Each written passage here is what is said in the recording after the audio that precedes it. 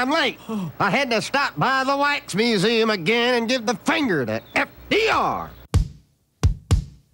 We know Al-Qaeda, Zawahiri, is supporting the opposition in Syria. Are we supporting Al-Qaeda in Syria? Well, it's a proud day for America. And by God, we've kicked Vietnam syndrome once and for all. Thank you very, very much. I say it again, you've been had. You've been took. You've been hoodwinked. These witnesses are trying to simply deny things that just about everybody else accepts as fact. He came, he saw, he died. Well, we ain't killing their army, but we killing them. We be on CNN like, say our name, bitch, say it 3 times. The meeting of the largest armies in the history of the world. Then there's going to be an invasion. All right, you guys, introducing Eric Eikenberry. He is Director of Policy and Advocacy at the Yemen Peace Project. It's at yemenpeaceproject.org. Welcome back to the show, Eric. How are you doing? I'm doing okay. How are you? I'm doing great. Really appreciate you joining us here today. So very big news in terms of the Yemen war here. Well, one of the Yemen wars, the Saudi UAE attack on Hudaydah, and that is the major port on the Red Sea there, which has been blockaded to all commercial traffic for 3 years, but at least has been open to relief organizations most of this time, although the Saudis have attacked the cranes and there have been all kinds of different delays, complications and so forth. But is it still an upcoming attack, a final assault on Hudaydah by UAE forces, or do you know where we're at right now with that? It looks very imminent. It looks like it may well occur sometime in the next 48 hours. Conversations that I've been privy to, the UAE thinks that with the Trump administration focused so much on Singapore and the North Korea summit, that they can kind of slip this in at a time when opposition within the U.S. government to this can't be mustered quite as quickly as it otherwise would. It's also very discouraging what happened today. We just saw a statement from Secretary of State Mike Pompeo about developments in Hudaydah, saying that he was following things closely and he wished, all parties respect access to the port and work with the UN Special Envoy for a peace process, which is very boilerplate. And it was missing something big, which is the United States condemns an effort to assault the port, and the United States will withdraw or otherwise temper security assistance in response to any attack on the port. Also very concerning, the last 2 days we've seen the UN agencies and various humanitarian organizations pull out almost entirely of Hudaydah. So essentially the city is being set up for a complete bloodbath. Yeah, and now, so what about the Houthis? Because they keep being underestimated all this time, starting with Saleh back 10 years ago. What's their relative strength to the UAE on the ground there at this point? I mean, there's a lot of claims and counterclaims of what's going on the ground, who's winning, who's losing. The Houthis are, relative to their overall historical arc, they're certainly still very strong compared to where they were, say, in 2004 or even 2010. They control territory. They control Sana'a, the capital city, which is the most important area of the country for them to control. My understanding recently, talking with a Yemeni political analyst who was recently in Sana'a, was that they've actually seen recruitment numbers in Sana'a go up.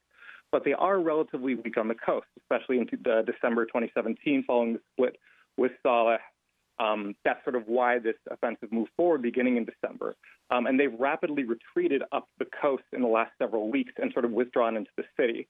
Now, this is somewhere between sort of a collapse of their coastal forces and kind of a more considered retreat to a more defensible position within the city itself. Mm-hmm. They are outnumbered. They don't have an air force. They don't have necessarily a navy. But they do have, from my understanding, a core of very committed fighters in the city. They have been sending reinforcements into the city. I don't know if an offensive goes forward, it's likely that, eventually the coalition will, quote unquote, win. How quickly that victory happens is unknown, but the Houthis are prepared to turn it into a bloodbath to destroy infrastructure and to invite furthermore overreactions from the coalitions, aerial bombings of residences, of hospitals, of port infrastructure, of vital transportation infrastructure in and out of the city. So regardless of how long an offensive lasts, whether it's 3 days or 3 months, best indications are, even with the smaller core there, they're really ready to raise hell. Well, I'm not sure I follow the logic on all of that. When the Saudis and the Americans bomb infrastructure, that's the Houthis' fault? Yeah, so I mean, the argument would be from the coalition side, and the coalition's been pushing this very, very hard, this narrative that the Houthis are using residential areas as human shields. There's an argument to be made. Certainly the Houthis, they do occasionally bunker down in residences. They do stockpile weapons in civilian areas, like most guerrilla forces do, to raise the cost of an attack on them. And this is reprehensible behavior, but it in no way justifies the Emiratis or the Saudis going ahead and going, okay, well, we think there's a Houthi force in this residence, so we're going to pull the trigger on this missile strike and kill 10 civilians. Right. You saw a similar tactic the Houthis used in Aden in 2015, where they had a smaller force again, and they were being pushed back by the coalition, and they would post snipers, 1 to 2 snipers, in large buildings, like an entire hotel. And so the coalition would bomb the entire hotel in Aden to take out 1 or 2 Houthi militiamen there. And it's a tactic they're using, and it's a tactic that the coalition has fallen for repeatedly and helping to exacerbate this crisis. Well, even that, I mean, the way you're framing it, though, is kind of insane. The Americans bomb a hotel, and that's a Houthi tactic to get them to do it. I mean, you added some nuance, but you still have the frame from Riyadh and Washington, D.C.'s point of view rather than just humanity's point of view. America bombs a hotel. America bombs a hotel to kill 2 men. And I'm just, pardon me for interjecting, I'm just giving what the coalition will advance as its justification for this. Oh, I got you. This is why an attack on Hudaydah is so heinous to begin with. This attempt to conduct a military assault that you know is going to result, when you know the enemy is in, when you know it's an essential humanitarian hub, you know that you are going to end up, it's part of the plan to end up taking out vital civilian infrastructures and killing thousands and potentially tens of thousands of people. This is why we've been warning against this offensive from the beginning, because these attacks, Houthi tactics aren't justified, but the counterattacks of the coalition are absolutely not justified. And the planning, as you're pointing out, is insane. So let me ask you about the port of Aden then, or Aden. So, I mean, people try to picture the Arabian Peninsula, right? It's just a big rectangle tilted to the northwest there. And we're talking about what counts as the southwest corner of the Arabian Peninsula here. So on the left side there of that angle, that's the Hudaydah port on the Red Sea. But then there's the Gulf of Aden in this, the port. This is where the USS Cole was bombed, of course, back in the year 2000. In the Gulf of Aden, it's called there, on the way to the mouth of the Red Sea between the Horn of Africa and southern Arabia, the southern Arabian Peninsula there. But so, as you were saying, the Houthis last controlled that port when? And does that mean then that the siege has been lifted and that the UAE does allow, and Saudis do allow trade into Aden, just not into Hudaydah or the Sana'a airport? The Houthis, to give a bit of context, the Houthis invaded when they were allied more closely with Saleh and Saleh's old military forces and loyalists. They did push down in 2015 into the south and led a very bloody campaign and attempted to capture Aden. And there was a very furious counterattack by local Yemeni resistance forces local to that area, and also with help from the Saudi-led coalition. And they got into the city. It took months, though, to push them fully out. So the coalition has been in control of the port for the last 2.5, coming up on 3 years. And the situation in Aden, actually, Scott Paul, who's the humanitarian policy lead from Oxfam in D.C., recently took a trip to Aden. And the situation at Aden port is absolutely outrageous because the coalition has seemingly purposefully mismanaged Aden port. You'd be surprised because it's in coalition-controlled territory, but the coalition still subjects it to the kind of arbitrary delays, or still subjects, importers and commercial shippers to the kind of arbitrary delays and secondary inspections that they do to enforce their partial blockade of Hudaydah port. They even will send an importer that's trying to dock at Aden, they will even send him all the way up to Jeddah for secondary inspection. And in the meantime, they have an arbitrary and unwritten list of banned commercial items. And these aren't weapons. These are things like batteries, right? That, if a container ship contains, even one container, a container ship contains 50 crates or 50 containers, even one of these has batteries in it, they'll send it back for further secondary inspections. Aden port currently, from my understanding, parts of it, holding areas, are stacked high with containers of perfectly usable commercial goods that have not passed coalition inspection measures. Man. So even if, and I made this argument in an article last week on Lobelog, but even if the coalition has a nice, clean, easy liberation of Hudaydah port from the Houthis that everybody is promising that they will have, they're still likely to subject Hudaydah and commercial shippers to these kinds of arbitrary secondary delays and secondary inspection measures. Right. They're still likely to slow down and arrest economic activity in the country because, I'm sorry if I'm rambling a bit, but just because the Houthis control Sana'a. And Sana'a is the economic center of gravity of the country, to where the greatest concentration of purchasing power is. For example, 80% of imports entering Aden port in the south eventually wind up in Sana'a, just from basic market forces, just following the lines of supply and demand. That's likely to happen with Hudaydah as well. And that's why they're still, even though the Aden port and that whole area of the south is under the control of forces who were friendly with the UAE, they're still subjecting those people to these stringent measures because they know that these goods and services are making their way to the north, and they're trying to starve the people of the north out. Yeah, and there's an argument, absolutely, you're right, and there's an argument being circulated that Hudaydah, one of the reasons this will be such a crippling blow for the Houthis is that Hudaydah is a cash cow. It pulls in tens of millions of dollars for them a month, and it does. To the best of our understanding, they do sort of have significant rent-seeking or profiteering from just being able to control customs collections at the port. But if you take away control of the port, all you do is you shift the rent-seeking line, the taxation line, the customs collection line, wherever, you shift it inland. All you've done is you've moved the front line inland. And so the same incentive that causes the coalition to now obstruct commercial flows into Hudaydah is still going to remain, because they know, as you point out, they know that the bulk of the goods entering Hudaydah are going to make their way to Sana'a. It's amazing, isn't it, how the context is always lost, that this is America laying basically a naval siege to this country. I mean, Saudi this and UAE that means nothing without the U.S. Navy here. We're the ones blockading. The USA government, are the ones blockading this civilian population, deliberately attempting to inflict a famine on them. Yeah, I mean, American complicity in this conflict and in the way the coalition has conducted its side of the conflict has been something we've been obviously heavily critical of for years. In many respects, it's reprehensible. You're also looking at not only the diplomatic cover we've given them internationally to conduct these things, the naval support we give them in the Red Sea, but it's very likely that once this attack commences, if it commences in the next 48 hours, the bombs dropped on civilian areas in Hudaydah are going to be essentially American-made precision-guided munitions, from Raytheon sold to Saudi Arabia and the Emirates. The planes flying these missions will be refueled by the United States. They will potentially be receiving targeting assistance from the United States as well. So even though the United States is saying formally, officially to the Emirates, we think this is a bad idea, please don't move forward with it, the United States is bound to be complicit in whatever happens in terms of IHL violations, human rights violations that occur during this assault.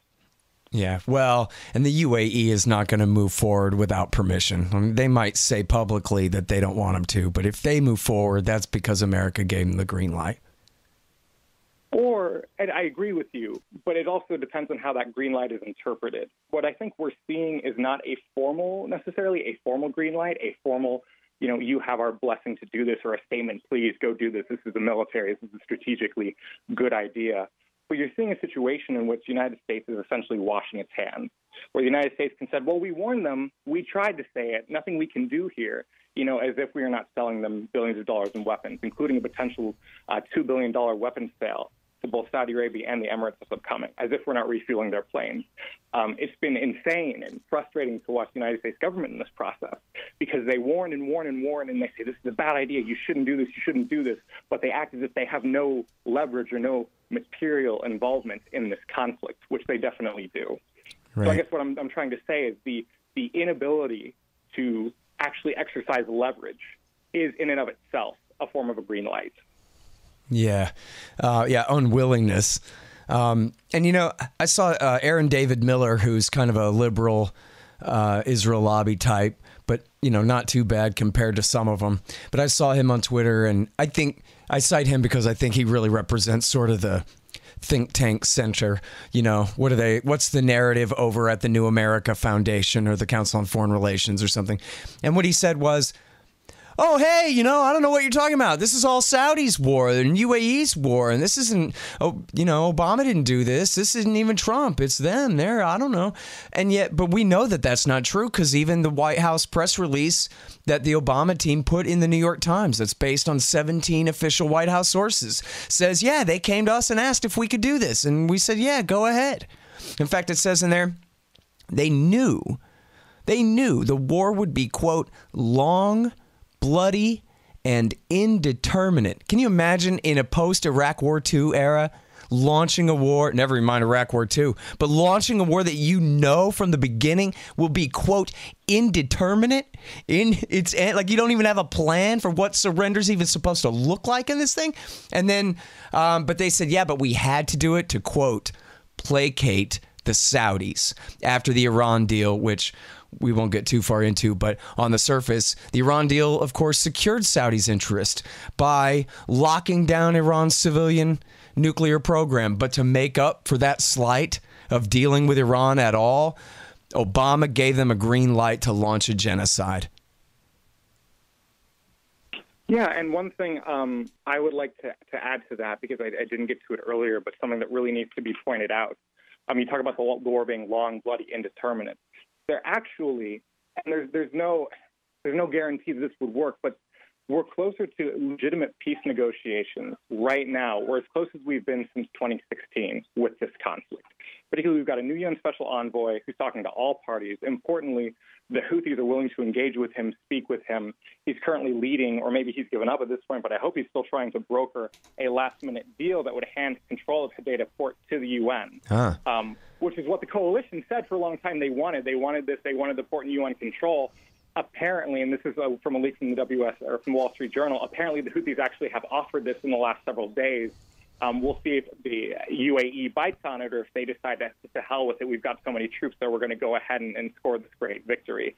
But what I want to emphasize is the timing is so terrible, because in just, I think, about a week, maybe 10 days, Martin Griffiths, the UN Special Envoy, was set to present his negotiating framework for how to resolve, at least to get a ceasefire and to begin some de-escalation by both sides. He was to the UN Security Council. This offensive would blow that up entirely. And it's a real shame, because the United States policy is to support a political settlement. I mean, you hear it in congressional hearings, you hear it in public statements from the NSC, from the State Department, hell, even from Secretary Madison, the DOD. You hear that the ultimate goal is to broker a political settlement to this conflict. And for the first time since late summer, early autumn 2016, the outlines of a political settlement are actually taking shape, and the UN actually has some leverage and some leadership in this process. And the Emirates, seemingly with a U.S. acquiescence, are just going to blow it up entirely. Well, that may be one of the big reasons for launching this attack now, then. Potentially. I mean, I can't necessarily speculate on those motives. Yeah, I that's refer fine. to public statements. Yeah, but sure. I mean... Well, let me ask you this. The political settlement, what is that supposed to look like? Because, of course, the launch of the war was based on the premise that the Saudis are going to end the Houthi rule of Sana'a, and they're going to put their guy back on the throne. They haven't backed off of that stated goal since then, I don't think. But even if Hadi is out of it, do they think they're going to really be able to negotiate the Houthis out of Sana'a? It depends on what each side is willing to give up. The outlines... And this is based on sort of where negotiations left off before they fell apart in 2016. But the outlines about any deal on the Houthi side would involve them handing over their heavy weaponry to some third party and withdrawing from the major cities, from Sana'a and from Hudaydah, in exchange for several conditions. I think one big one would be a guarantee that they play some role in any future transitional government or future shared national government. And then once you get beyond that, this kind of guaranteed potential role they would have in a transitional process in a peaceful setting, it gets very murky. The Houthis want some things. They want certain political concessions. The coalition wants other things. They want some political concessions. From the coalition side, I know some people feel like even allowing the Houthis to continue existing is a concession in and among itself, although as the last 3.5 or 3.25 years have demonstrated, they're not actually in a position to totally militarily defeat the group. But the peace process in its immediate sense would, at the very least, if it were to go forward under Griffith's leadership, result ideally in some type of de-escalation, so the Houthis stop shooting ballistic missiles, Saudis and Emiratis stop their air campaign or significantly reduce their air campaign, and then to some ceasefire. And there's things to criticize about the UN-led process, but I don't think there's anything to criticize about a de-escalation by all sides and a potential ceasefire. I think that is an uninhibited good in and of itself, and it's a shame that it's on the chopping block right now. Yeah, definitely. Hey, listen, help me out with this, Eric.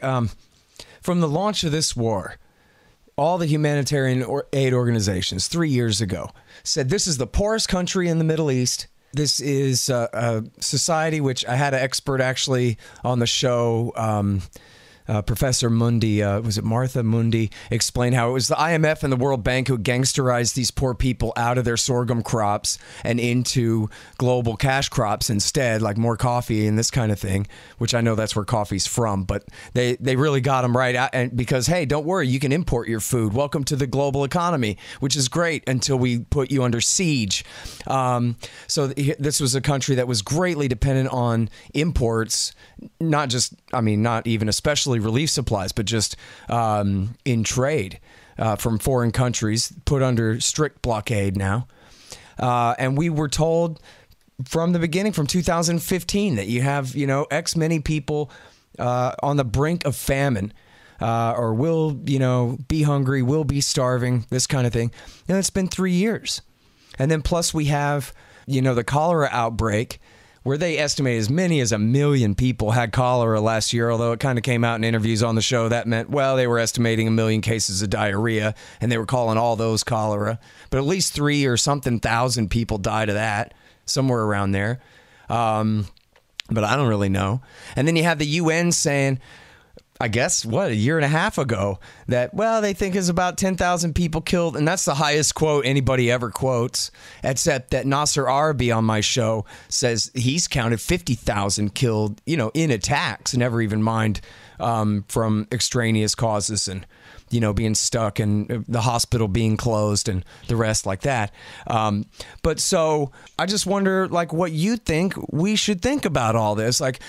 What's the gray area, or what's the scale? How do you judge the difference between the 10,000, that's the latest UN number, I guess, or maybe there is one that I don't know about that's more recent than that, versus the reality of the situation on the ground, the amount of deprivation, the amount of violence that people are suffering through here. It's been 3 years.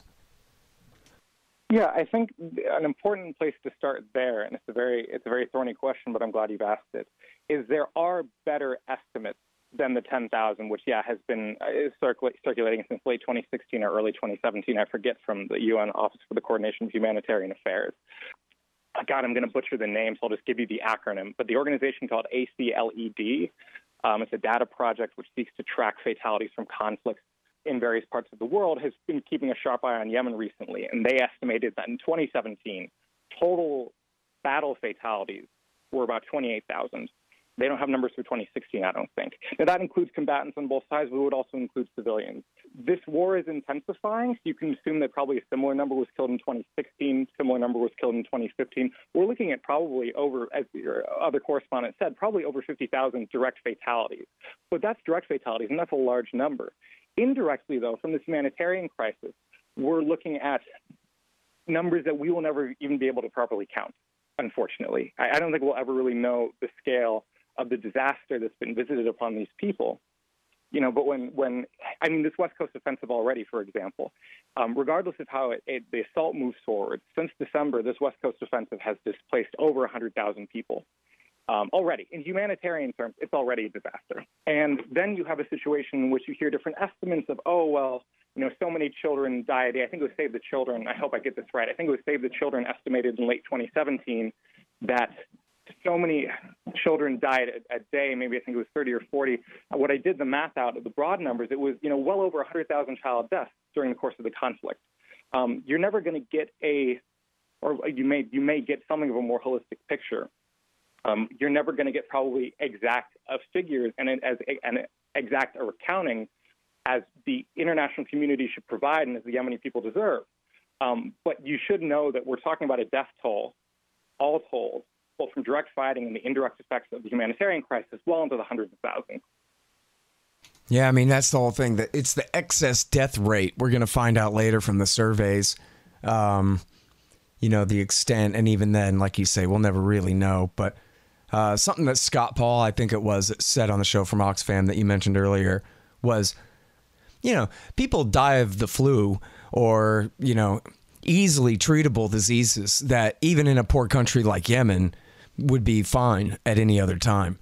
But because the entire, healthcare system, the entire economy of distribution of healthcare is so broken across the country that people are dying of things that otherwise they wouldn't die of. And also just because they're so hungry and weak.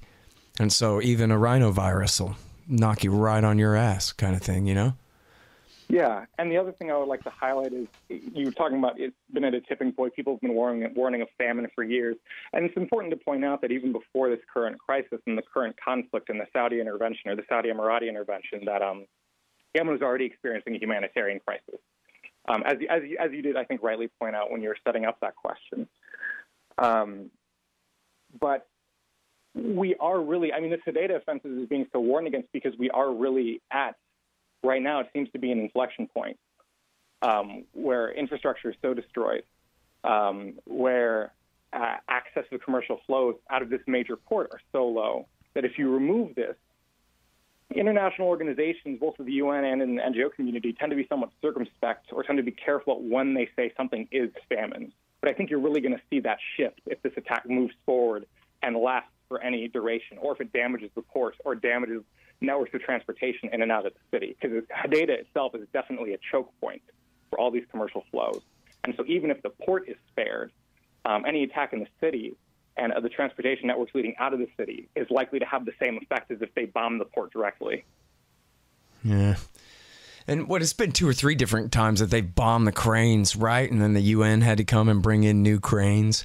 So that's enough. And you talked also about just deliberately delaying the inspection process and all this until the food's rotten and just making it as difficult as possible for people to import anything. And that's even the humanitarian aid, right? Because the port's been closed to all commercial traffic this whole time. We're talking about the hell that they put Oxfam and the Red Cross through to get food in?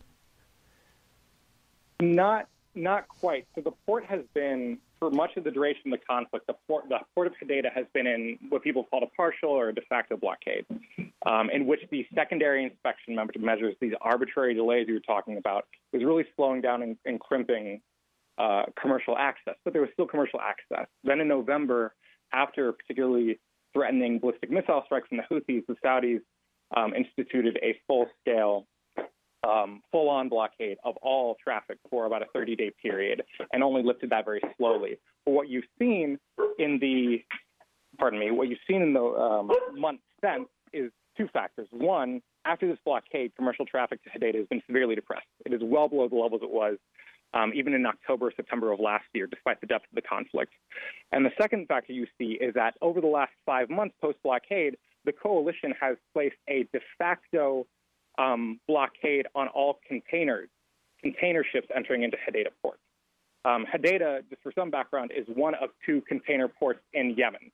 When you think of containers, you've probably seen them. Think of the major, big rectangular metal, essentially holders that can carry so much more material than any other form of shipping. Those have been warded away by the coalition from docking at the port for the last 5 months, I think with maybe 1 or 2 exceptions. And humanitarian organizations have pointed this out. And then you have the other container port in Aden in the south, a situation where containers are being stacked high because they're not meeting whatever the arbitrary inspection process that the coalition has put in place there. And so, yes, you have a situation where even though Hudaydah has been, quote unquote, open to humanitarian or to commercial traffic, there have been delays, and there has been a concerted effort by the coalition to make sure that it doesn't meet its full potential of what it could be bringing in. All right, and real quick before I let you go, what exactly is this magical thinking that you refer to in your article here at the Lobelog, the magical thinking behind an attack on Hudaydah? Yeah, so there have been 2 sort of streams of conversation about an attack on Hudaydah. One is an argument over how easy it would be relatively, the scale of the humanitarian crisis. Some people saying the Houthis will collapse pretty easily, it will be a short fight, we can mitigate the humanitarian fallout pretty easily. Others saying, no, it's going to be long, it's going to be terrible. I wanted to table that and focus on some of the strategic claims that have been floating around from a variety of sources, some in D.C., some from coalition sources, some even in Arabic language media, although I didn't source to any of those. The magical thinking I'm describing is essentially the Hudaydah offensive for coalition supporters is a cure-all for everything that ails them.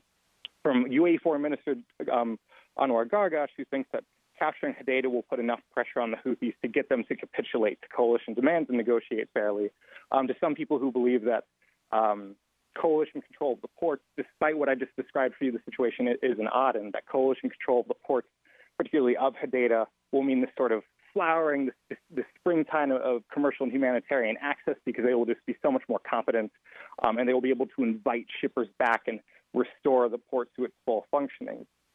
Now, I describe it as magical thinking because there's not really a logical sort of flow laid out for how you get from A, attacking the port, to C, whatever your desired outcome is. There's no B. You say attacking the port is going to lead to Houthi capitulation, and there's no B of why the Houthis would capitulate. Houthis could capitulate. They could be that weak. I doubt it at this point, given their control of Sana'a. It really does seem they're just as likely to retrench and hold on to the most important thing they have. Liberating the port of Hudaydah will allow an increase of humanitarian activity and an increase of commercial flows that will help stabilize the economy. Well, there's no B there. There's no B explained of how the coalition is going to manage the port better. And furthermore, we have direct evidence from other ports taken over by the coalition in this context, in this conflict, that they will actually continue to run the ports poorly and continue to put in these arbitrary delays. So I was trying to criticize this, what I called magical thinking, this notion that just because that an attack on Hudaydah will lead to whatever I want the outcome of the conflict to be, and I don't have to explain the intermediate steps of how I get there. Well, is there anyone on the National Security Council who wants to put an end to this thing rather than let it drag on? Oh, I think there are. I think my sense is there's legitimate debate within the government of people who are supporting this as a good idea, something that I quoted in the article I had written that, quote unquote, could be good. This could swing things in the coalition's direction without exactly explaining how it would swing things in the coalition's direction. But I think there are people who are legitimately cautious across agencies, and they think this is a legitimately bad idea. I don't think, however, that this administration is in a place to act, given how deeply they've courted the Saudis and Emiratis and how deeply the Emiratis and Saudis have worked to court them back, given their commitment to this conflict. I do think there is room, however, and as somebody who does legislative advocacy for a living, this may be overly hopeful, but I do think a really strong push from Congress sometime in the next few days, including threats to withdraw security assistance if this attack moves forward, I think could be the one thing that both stop the administration, or could be something that gets the administration to actually commit to its stated rhetoric on not attacking Hudaydah and makes the Emiratis think twice. Right. And there's some powerful senators who are good on this, right? Yeah, and I mean, I can't say what's forthcoming or what's not. I am hopeful. There was a statement from a joint statement from Democrat and Republican, Senator Jeanne Shaheen and Senator Young last week, saying that if an attack on Hudaydah moved forward, it would be met with, I think they used the word unprecedented. I want to double check that, but would be met with significant opposition from Congress, which is a real threat because Young has been, and Shaheen as well, been keeping their eyes on the humanitarian situation before. Other senators have made public statements criticizing this. Senator Chris Murphy, who's been very active on this, made a series of tweets criticizing this. I think you're going to see public statements come out very shortly from certain offices and certain relatively powerful senators that they are prepared to move and they are prepared to revisit the security relationship with these countries, at least as it pertains to Yemen. And then I think once they make these statements, and if the attack moves forward, they will have committed or they will be committed to some form of action. Particularly if the very sober assessments of the humanitarian community and the fallout of the conflict turn out to be right, which I would place my bets much more with the humanitarians than I would with coalition commanders being interviewed by certain think tanks or certain news outlets. Right.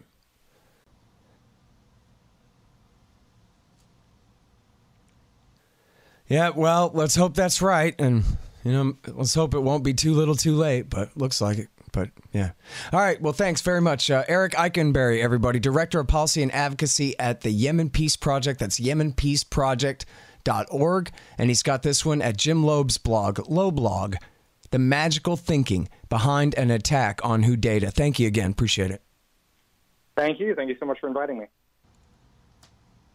All right, you guys, and that's the show. You know me, scotthorton.org, youtube.com/Scott Horton Show, libertarianinstitute.org, and buy my book, and it's now available in audiobook as well, Fool's Errand, Time to End the War in Afghanistan. Hey, it's endorsed by Ron Paul and Daniel Ellsberg and Stephen Walt and Peter Van Buren and Matthew Ho and Daniel Davis and Anand Gopal and Patrick Coburn and Eric Margulies. You'll like it. Fool's Errand, Time to End the War in Afghanistan. And follow me on Twitter at Scott Horton Show. Thanks, guys.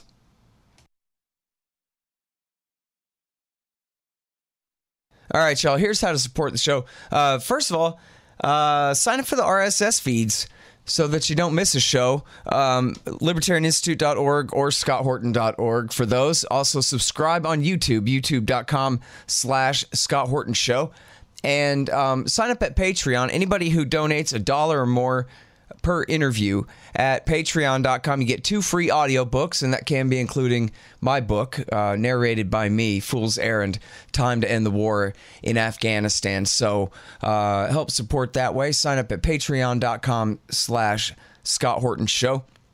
And send in $50 at scotthorton.org/donate. You get a signed copy of the book Fool's Errand, of the paperback there. And anybody who donates $100, it used to be it takes 2. Now for any donation of $100, you get a lifetime subscription to Listen and Think Libertarian audiobooks. And there's already a whole bunch of them, and there will be more.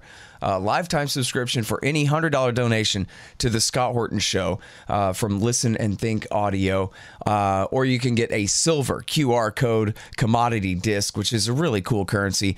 Silver 1-ounce disc with a QR code, tells you the instant spot price on there.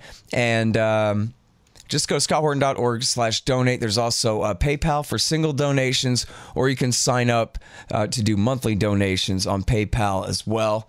And take all different kinds of digital currencies, especially Zencash, zensystem.io for Zencash, and of course all the different kinds of Bitcoins and etc. like that. So check all that out at scotthorton.org/donate. And hey, by the way, if you like this show, review it for me on iTunes, Stitcher, etc. If you like the audio book, it's now available on iTunes as well as audible.com. So leave a good review on there if you like that, and help get that out. Thanks.